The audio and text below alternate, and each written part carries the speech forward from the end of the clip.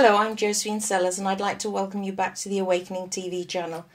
It's a real privilege for me today to be interviewing Will Parfitt. Hello, Hi. Will. I'd like to tell you a bit about Will before we get into the interview. I've got it written down, so I'm going to read it out. I don't want to get it wrong because Will is a very accomplished gentleman. Will's had a lifelong interest in spiritual and personal development. He's a UKCP registered psychotherapist and a fellow of the Institute of Continuing Professional Development. He undertook an apprenticeship and training in psychosynthesis and is a recognised authority on the Kabbalah. His books have been translated into more than a dozen languages, and his latest titles include Kabala for Life and a new Kindle edition of one of his seminal works, Walking Through Walls.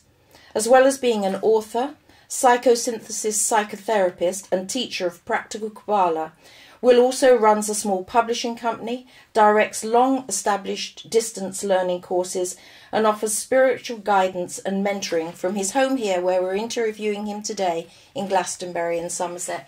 We're going to go straight into psychosynthesis today, Okay. And you're going to tell us what is psychosynthesis, Will? Well, it's a very easy question to ask, but it's a much harder question to answer because there's lots of different ways of answering it. So the answer I usually go to as a first answer is to say that psychosynthesis is about learning to live with a vision that comes from within yourself. Which, you know, it's a nice way of describing it, but it doesn't really tell you what it is.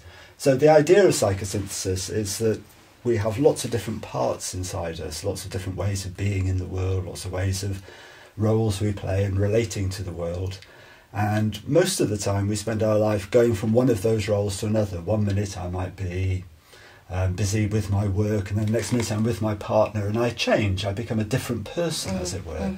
And usually we're not aware of those changes within us. So what psychosynthesis, the first level of psychosynthesis anyway, attempts to do is to find a way to become more aware of these different parts of ourselves. So that as we become more aware of them, we can start understanding what they want from us and how we can respond to that. And as we're doing that, we then find that there's part of us that's a witness or an observer part of us, which is becoming more and more aware of these different aspects of ourselves, different roles we play in the world. Sometimes, I was talking to you about it earlier, Josephine, sometimes an analogy is used that our personality is like an orchestra, and 1 minute the trumpeter's playing and he's blowing his trumpet, and then the pianist might be really pissed off because the trumpeter's taking all the space and will stop plonking her piano, and then the strings are sitting there going, hey, when's our turn, you know, we're left out from here. And there might even be a child sitting in the corner who's a prodigy who can compose the greatest music, but he or she could be sitting in the corner with a dunce's cap on, feeling low self-esteem and miserable. And all these different possibilities in our orchestra. So the idea is through psychosynthesis, we start connecting to the conductor of the orchestra. And obviously as the conductor then we can start making choices about, it's not always that simple, but we can start making better choices about which parts of us are appropriate for different situations, how we react to different situations and respond to different situations in the world. And becoming comfortable with those, comfortable with that multiplicity of places we can go to, which can be confusing, can't they? To put another thing into there though, of course, if we follow that same analogy, if I'm being more the conductor in my life rather than a member of the orchestra, the other thing the conductor does, as well as conducting the orchestra, he has access, as it were, to the composer, because he's got music in front of him that the composer's written. So almost by default, the more you get into the conductor role, the witnessing place, the more you're in touch with that deeper vision that comes from inside yourself, which is what I was saying about learning to live with that vision in the first place. So it's I know it to be a hugely self-empowering position to get into. How did you become involved in psychosynthesis, Will? And when? What stage of your life? I was in my 20s. You were in your 20s. And I was very involved in a kind of esoteric and occult world. I was a member of a couple of magical orders, and we would meet and do various ceremonies and different apparently spiritual things together, and often the connections we were making on that level had some meaning. But what I found was once we stopped doing that and we were just hanging out together, we were all a mess. We couldn't communicate very well. You know, there were all kinds of stuff going on between people that wasn't that pleasant. And the more and more of that I got involved in, the more I was aware of this big split between the, as it were, the spiritual side and the everyday world and the relationship side. Yeah. So I was I had this idea I was looking for something to improve that side of my life. And I was actually helping a friend of mine who ran a bookshop. I was just sitting in at lunchtimes when he went for his lunch, and a young man came in, and somehow we got into conversation. You know how these things happen. And he told me about Gestalt therapy. Oh yeah. So I thought, that sounds like just what I'm looking for. So I started going on to some Gestalt therapy groups, and it was great. It was doing a lot.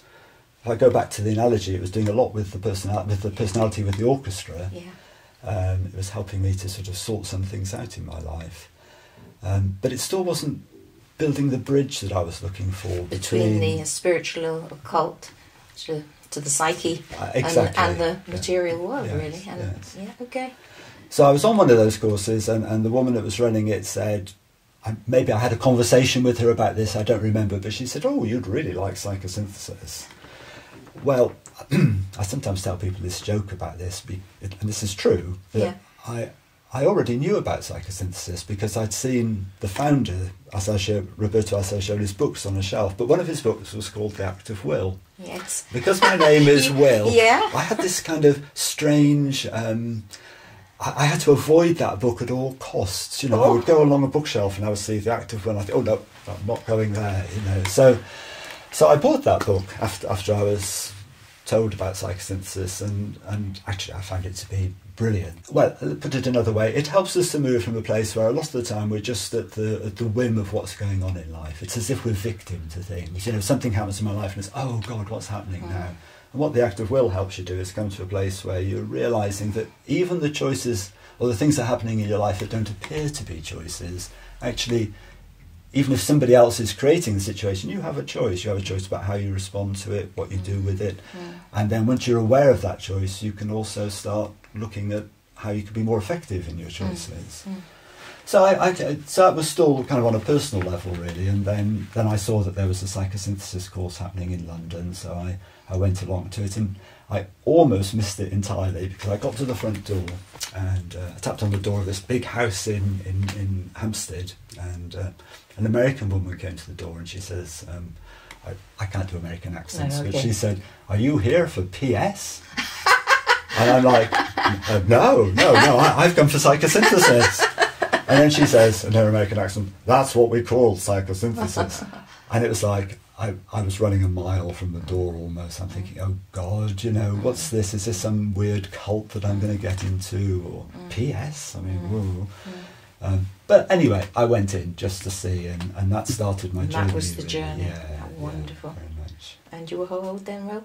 27, 28. What a gift. Yeah, well, what a gift. Really, yeah. What a gift. I was at that time in my life, you know, I think, you know, modern research talks about I think every young person's brain, there's a time around 25 when there's a certain aspect of the development changes and you start taking more responsibility in your life. And then that fits with models like Saturn return in astrology and entering into a different phase of life. So I think I was, well, was it luck? Was it direction? On the cusp of that great transition. Yes, exactly. Yes. I've got so many questions I want to ask. I don't want to miss anything out. One of the questions is, what was the intent behind the creation of psychosynthesis? Psychosynthesis was I want to say discovered or something like that, because I think psychosynthesis is this ongoing process of evolution that's happening for everybody anyway. But psychosynthesis, in the way we're talking about it, was founded by an Italian doctor called Roberto Assagioli. And he was a doctor, and he was very much interested in how people operated and their psyche. And he got interested. This is the end of the 19th century, early part of the 20th century.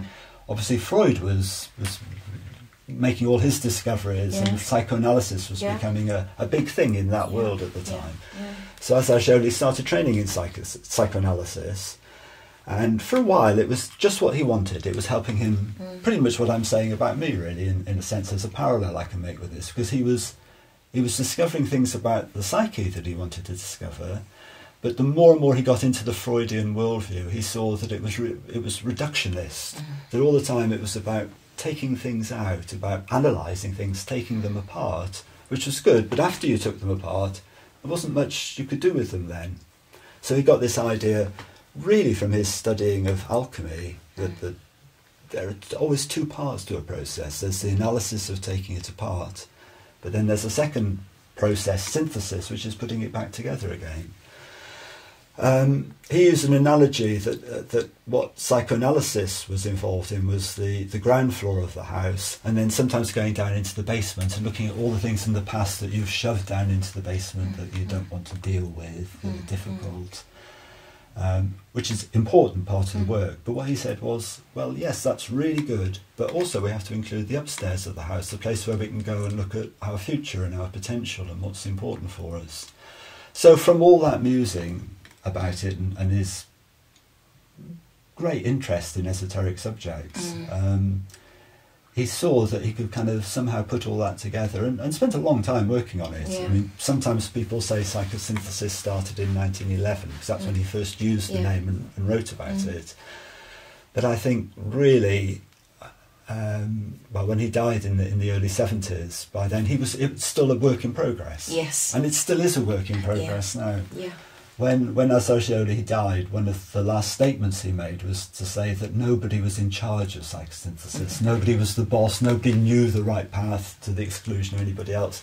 It was for each person to find their own way of doing it, which of course is wonderful, but it's also had a slight negative aspect since, because it means that psychosynthesis, perhaps because of that, hasn't become as well known as, say, for example, Jungian therapeutic work, where Jung much more held it as a particular model that people could to carry on and work with. But for me, it was a huge body, mind, spirit correlation of understanding ourselves. I thought it was really beautiful. Well, it touched my heart, obviously. So, is it still relevant today? Obviously, because it's evolving. And it's evolving through people like you and your work and your books you write and everybody else who goes like out you on that that works group. with psychosynthesis as well. I think once you get psychosynthesis, I mean, you can be working with it like I am, or you have done in the past, Josephine, where you're working as a counsellor or a therapist or a body worker, or and bringing in the horses as a creative application, because psychosynthesis looks to those creative applications, doesn't it? And like with the horses, to have something which helps you to be really in touch with the depths of who you are and how your emotional and feeling life runs with that, I think is brilliant. So well, that's a good example. I think what's really good about psychosynthesis, when people learn a little bit, and you don't have to go very far with this, you learn some psychosynthesis and you start seeing that it has applications in your life.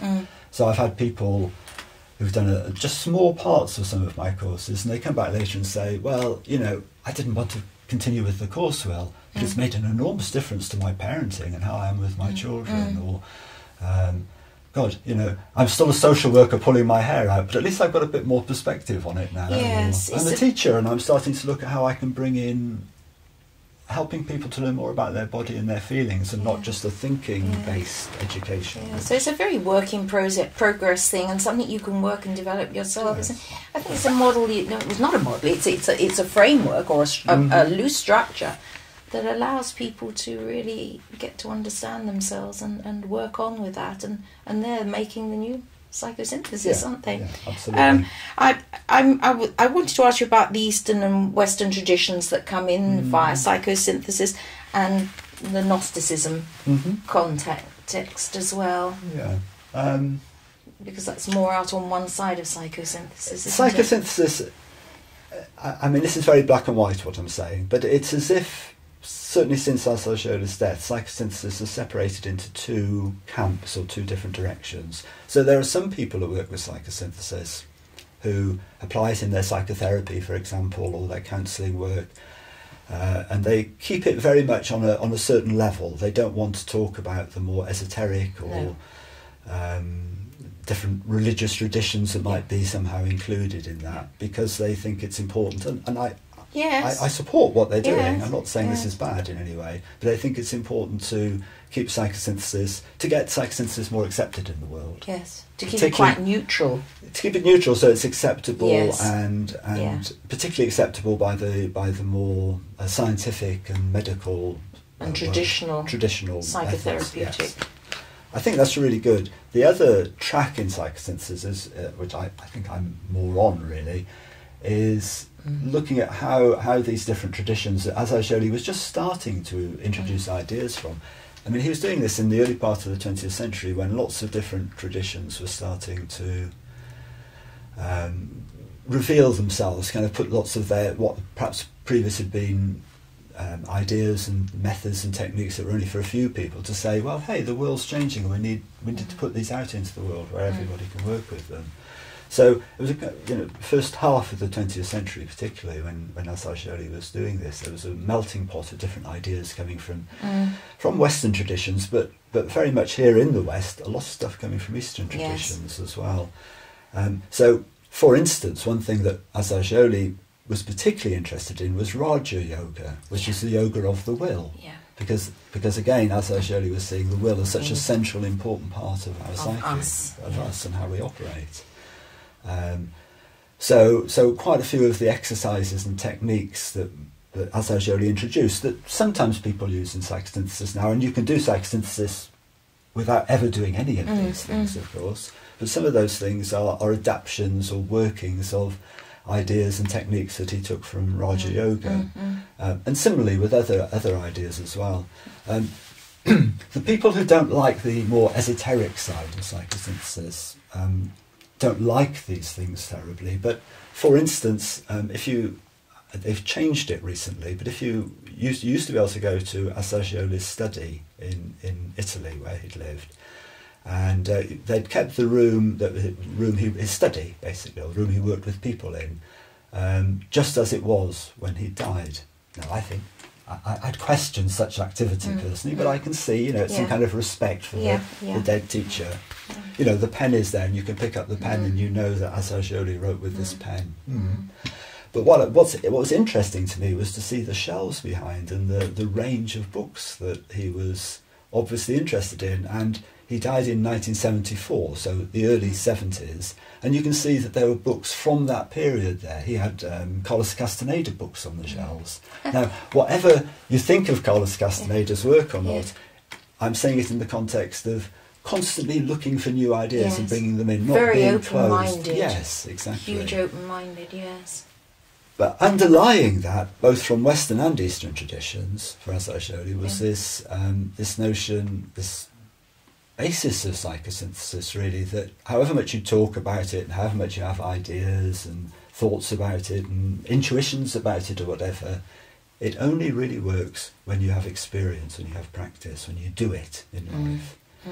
And that's where psychosynthesis really fits into the whole Gnostic tradition, that, faith and belief are really important. I'm not saying anything bad about them, but what about experience? What about knowing it for yourself? Knowing, that's the gnosis. Yes.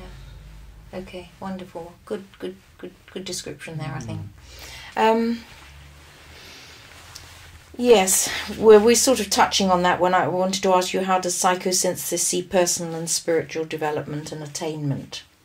So we're going more back into that spiritual, esoteric side, which is a possibility for people working in psychosynthesis if they choose to do so. Yeah, precisely. And that's what it's a choice, isn't it? Yes, very much so. I would say, I don't know, I'm making up this figure, but 70% maybe of all the clients I've ever worked with individually in psychosynthesis come and do what in psychosynthesis maybe we could call personal psychosynthesis. Yes. They're looking at the orchestra and the conductor and that kind of stuff, like I was giving that analogy before. On that quite neutral level. Yes. Yes. And then some people, a smaller percentage of people, either come along with a spiritual connection anyway, or through that work start making a spiritual connection and start realising that maybe they're connecting with a deeper sense of purpose in their life. There's a vision, there's something, often it's to do with creativity, something where starting to sort out their personality helps them to be more creative, and then being more creative, they start finding sort of deeper connections inside themselves to their creativity, which is what I think where, you know, the real spiritual work is. Yes. It's all very well to go up a mountain and connect with God or whatever, but hey, we're in life, you know, come back down the mountain and do something with it. You know, be in service in some way, or bring your creativity more into the world. Yes. I do know a lot of people I've talked to who've worked in different modes of therapy over the years have said that when they embrace psychosynthesis within their practice, a lot of people who'd been in therapy for a very long time, who came in with this longing really to make something, this inner knowing that there was more than, suddenly made leaps and bounds in. For some people, that's really important. Yeah, different. Not everybody. Different strokes for different folks, different scenes for different genes. Yeah, absolutely. Well, yes, I'm going to ask you about this. An important part is self-identification, disidentification, and self-identification, and that's quite a big process. And we do quite a bit of sometimes meditative work on that, and that's really huge, isn't it? Well, I know it to be huge. Can you elaborate on that process that we can use? Yes. Well, I'm not going to quote Assagioli exactly. I'm useless at remembering quotes. But one of the central statements from Assagioli in Psychosynthesis is that anything with which we're identified controls us, and anything which we can disidentify from, we then have a choice about. And the idea is that if we go back to our analogy with the subpersonalities, with the different parts of us, the members of the orchestra, you know, if I'm identified with always being a weak person with low self-esteem, then that cuts across all the different aspects of my life. If I'm identified with it, it controls me. So I might be going for a job interview, and because I've got low self-esteem, even though I'm the best person for the job and I've got all the skills necessary for the job, my identification with my low self-esteem would mean that I don't put myself out well in the interview. I don't come across as the person they want to employ. Or I might be so identified with being a mother that my children are leaving home correctly, you know, they're 18, 19, 20, it's the right time for them to be leaving home. I want them to leave home, but my identification with the mother makes it really difficult, and I'm struggling, I'm having a hard time, and then they've gone and I'm so identified with being mother that I can't let go of that, and then, you know, empty nest syndrome and all that kind of stuff comes out. Or I'm a businessman, I'm so identified with my work, I'm a great businessman, you know, I'm a director of a bank and I'm doing everything in business. Actually, directors in banks aren't very popular these days, but I'm doing everything really well. And I go home to my family in the evening and I'm still a banker. Yes. You know, I can't let go of it and really be there. So you can't function in the family. So everything we're identified with restricts us and controls us. Exactly. Holds us, and that is our identity. Yes. This is who I am. Yes. I am the person I believe I am, because that's what I'm trapped in at that time. But there's this great eclectic possibility, and it's finding the way through to those, isn't it? And the main way one would look at that in psychosynthesis is to work then with this notion of disidentification, that you're separating yourself somehow from the content of your personality, from being just the father or the mother or the businessman or whatever. The central exercise used in psychosynthesis, and again this is an exercise that anybody can do at any time, is you look at the different aspects of yourself, your body and your feelings and your mind, and you look at what's going on with those at the time. So I could say the basis of the exercise is to connect with it and then let go. So I can say, I've got a body. Here I am sitting in my body with my legs crossed and moving my hands about as I talk and whatever. Does this body have me, or do I have the body?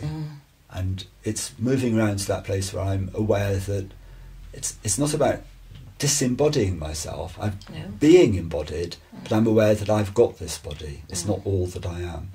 And then to do something similar with your emotions and feelings. And often part of that process is being aware how they change all the time. I might be really angry about something at the moment, and when I'm really angry about it, I'm really identified with it, I'm really caught up with it. But 5 minutes, 10 minutes the next day, sometime later, I'm in a completely different mood. So I'm not my anger, even though at the time I'm feeling angry. I might seem like I'm nothing but anger, or sadness, or joy, or any feelings, not any negative feelings. So the idea again is to see that there's something inside us that has those feelings. So when I'm caught up being very angry, for instance, it doesn't run away. Well, it might for a moment, but there's that sense of being able to kind of draw back. Yes. And see the anger. Yes. I'm not just anger. Not just anger, yes, precisely. And then the same with thinking, which of course in our Western culture is the hardest one to disidentify from, because it's all running all the time, isn't it? There's that inner dialogue going, and our education is designed to develop our brain, the left brain, the right side, the rational, the linear side of us. We're not really taught to separate from that, so we start to believe that's who we are. Our thoughts. Our thoughts, yes. But again, it's the same principle behind it, that if you think about it, and thinking about thoughts, of course, is quite a strange thing to do anyway, but if you think about it, if you stop thinking about it, instead you can see that actually these thoughts, sometimes it seems as though they're uncontrollable. Well, if they're uncontrollable, they're not me, are they? Because then... so it's kind of going, oh yes, I can see these thoughts. And keep drawing back in. I can draw back from them again and see that I've got a body, and I've got sensations, and I've got emotions and feelings, and I've got thoughts and ideas and inspirations and all that stuff. You come to the question then, who is it? Who am I? Who is it that has these thoughts and feelings and sensations? Who is it? Who am I? So the essence of psychosynthesis, disidentification, really, is to come to that place of not necessarily expecting an answer, but where you can come to that question. You can see that you're not just those things. Who am I then? Now, psychosynthesis suggests an answer to that, which is a bit of a cop-out answer in a way, but it's also a very good answer, which is, who am I? Well, I am I.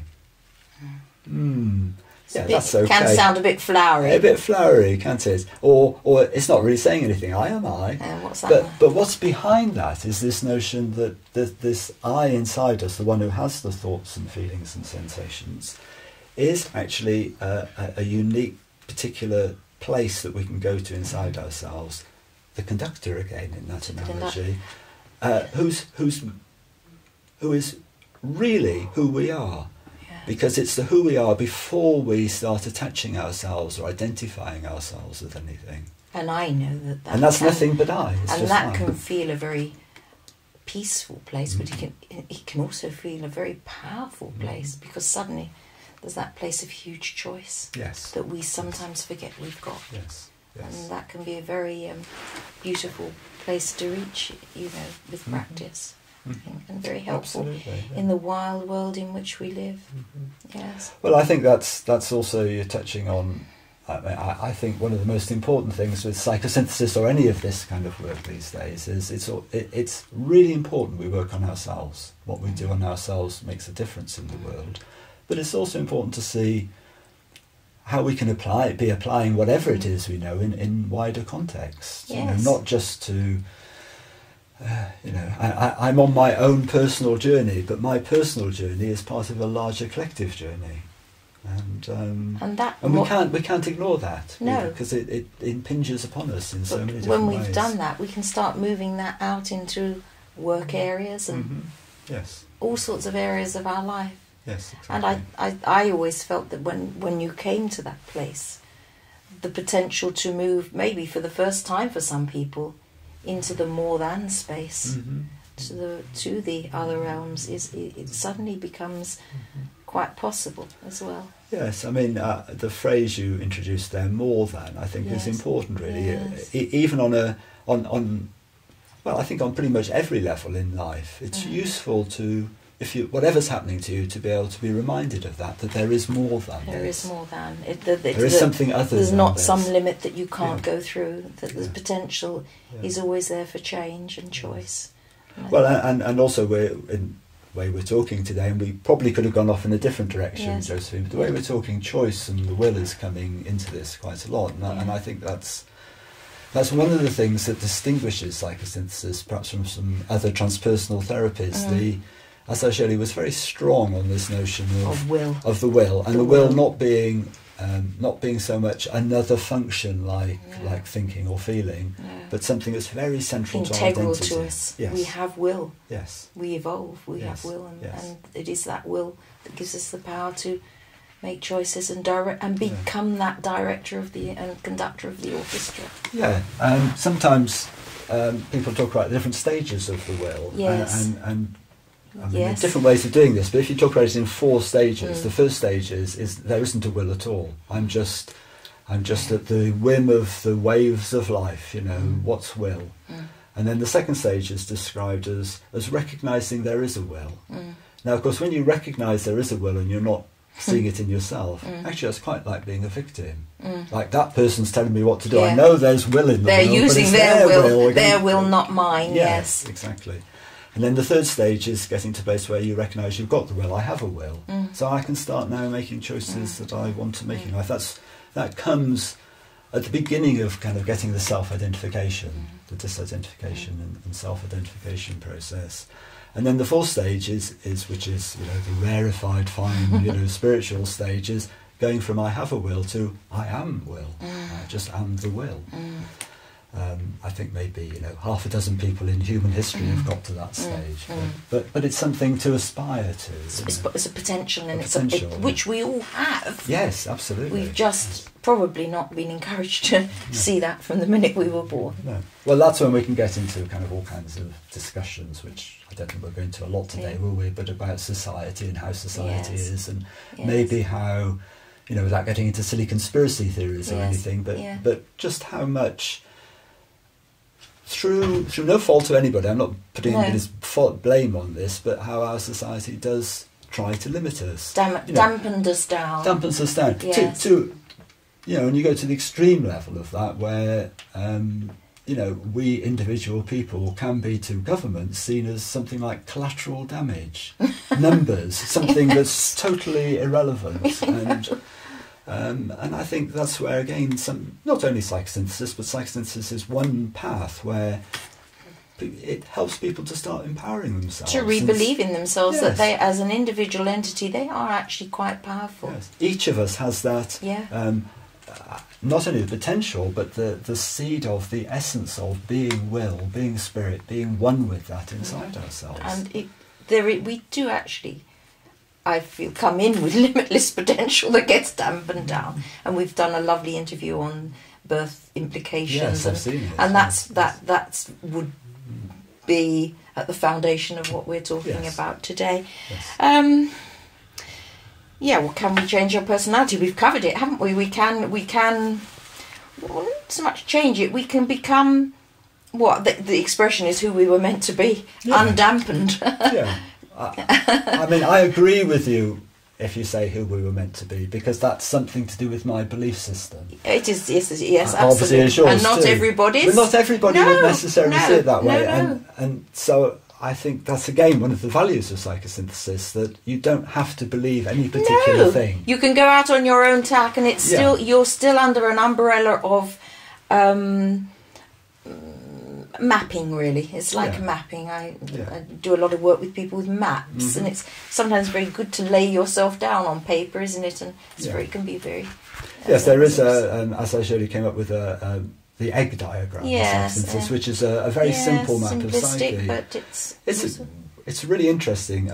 We should have had a picture of it here to hold up, shouldn't we? Well, we might be able to put one up. We might put the egg up. Yes. What the thing that I find most interesting about this, it's just a kind of an egg shape, and it represents the human psyche, and there are 3 levels to it, which the past, the present, and the future, or the downstairs, the middle floor, and the upstairs of the house. But all the lines in it, all the divisions between the different parts of us, are drawn with a dotted line. And that's, as Assagioli is saying in that model, which I think is so important for us, that nothing is fixed, nothing, it's not like the past is there and it's fixed and it's solid and we can't do anything about it. There's like an osmotic membrane process that we can kind of be connecting with it and bringing it through and changing it. So the essence of the work then isn't so much about changing our personality as it were reformulating our personality.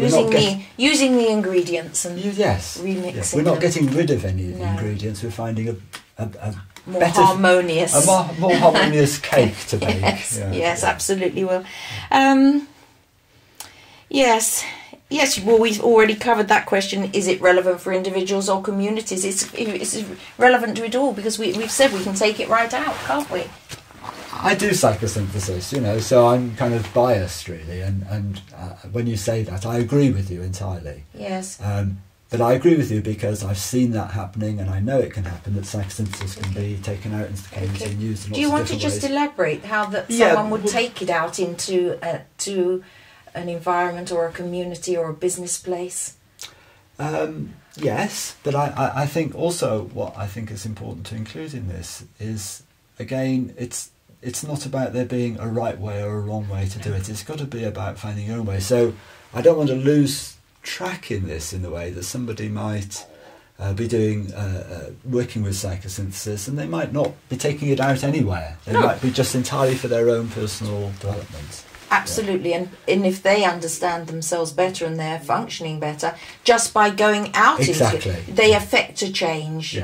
It's just like a breath of wind, and suddenly the dynamics aren't going in the old way, and suddenly things that didn't work before suddenly start to work. So you've actually answered your last question in a way, because that's exactly how it works. Yes. That's how it happens. I mean, sometimes people, I don't know, I might be a junior school teacher, for instance, and I might be interested in some of the visualization techniques that have been used in psychosynthesis, and I might then go along to my class and find some simple way of using some psychosynthesis technique with them. And it's like a feather going through the classroom. It can be. Yes. Sometimes be like a brick in the classroom as well. But it's what you said, Josephine, exactly. More significantly, it's the attitude that the teacher's going to have in the classroom that can be supported and helped with psychosynthesis, rather than any specific techniques they might use. Again, just a more harmonious way of relating. Yes, exactly. Yes. Yes, where can we go to learn about psychosynthesis? That's the big one, isn't it? Well, you know about that. Well, not that many places, are there? Well, I mean, there are. I mean, there are different levels to it. And of course, I'm a writer, and I'm going to say about my books first. Yes. So you could buy my books and read about psychosynthesis. And you can work from books, can't you? You might need some, but you can do so much just with the books. Yeah. In fact, which is lovely. My Psychosynthesis, the Elements and Beyond book has lots of... It's therapy in itself, isn't it? But it has exercises at the end of each chapter as well, so which help people to kind of have the experience of whatever the chapter's been about. So I think that's nice, in that therapy is available, and it's not going to cost an absolute fortune. And in those initial stages, you may be able to do an awful lot for yourself. Absolutely. Which is very empowering. And then you could go to an individual psychosynthesis practitioner, which there aren't many... we could talk about the world, but let's just keep it to England for this. There aren't many areas of England where you wouldn't find a choice of psychosynthesis practitioners. They're out there on the internet, aren't they? Yeah, there's a lot about. Yeah. There are distance education courses. I run one. There are 2 or 3 other courses like that available to people, and we work together. So the Australian distance education course advertise my courses, and I advertise their courses. We're not being competitive with one another, because our approach is slightly different, so people can find what's going to suit them better. Then, of course, there are training courses. People can take, major 3-4 year length part-time training courses in psychosynthesis. There's 2 or 3 in London, and have been others around in England. Generally speaking, Europe has a lot of psychosynthesis available to people. America has some, but not... United States, has some, but not quite so much. And then you go to other countries outside of Europe and the Americas, and it becomes less well known. But there's distance learning, and I have emails from people coming in from France to London Bridge at the moment. They're talking about coming in, and they come in to go there, don't they? And that's great to hear. And distance education, of course, allows people to do it from all kinds of different places. I've got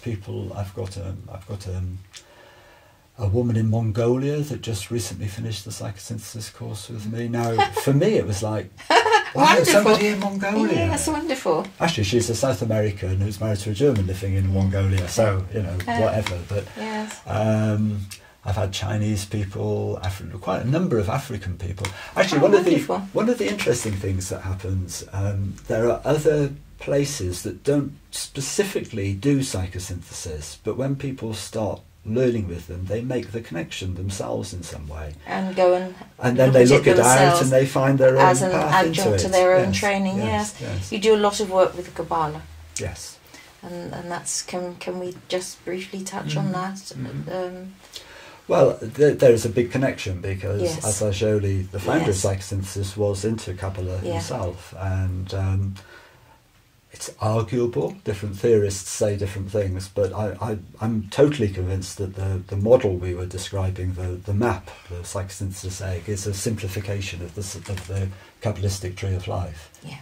Even if it's not literally that, they overlay very well. And normally, if you try and overlay maps, you end up with problems. You know, they don't quite fit in some way, but the fit is so precise, and the essence of Kabbalah is actually the same as the essence of psychosynthesis. It's about how do I find out more about myself, and what I find out about myself, how do I work with that or use that in the world, really.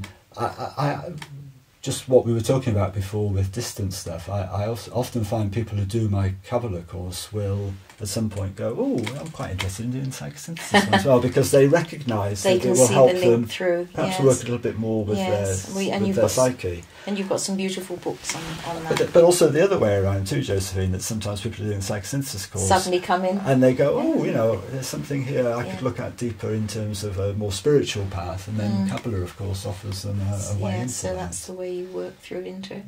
It's beautiful. Thank you, Will. It's really interesting. I think I've covered everything I really wanted to ask, and say it's a great pleasure to be here with you today, and I hope our listeners really enjoy what you have to say.